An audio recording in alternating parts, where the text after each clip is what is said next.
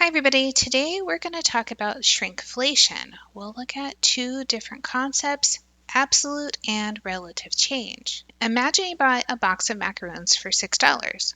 Originally, the box has 7 macaroons and the total weight is 7 ounces. The next time you buy a box, you notice something different.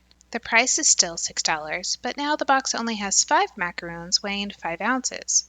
Same price, smaller box, so what actually changed? First, let's look at absolute change in the amount of macaroons. Our equation is the new amount minus the original amount. So in this case, 5 ounces minus 7 ounces, which is negative 2 ounces. We would write that as a decrease in 2 ounces. Notice when I write the decrease as 2 ounces, I don't include the negative sign. The negative sign is already there by having the word decrease, so you don't want to put in that double negative. Our interpretation of the absolute change is that we're getting 2 fewer ounces of macaroons than before.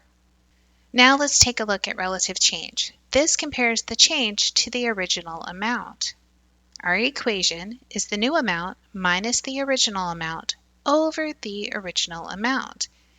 This calculation is 5 ounces minus 7 ounces over the original 7 ounces. Because we have ounces in the top and ounces in the bottom, the ounces cancel out.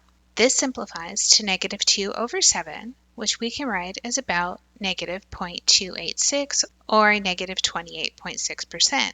We write that as a decrease of 28.6%. Again, notice when I write decrease, I don't put a negative sign. Our interpretation is the amount of macaroons decreased by about 28.6%. So what's the difference between absolute change and relative change? Absolute change tells us how much the amount changed. In this case, the box lost 2 ounces of macaroons. But relative change tells us how big that change is compared to what we started with. That's why we divide by the original amount when we do our calculation.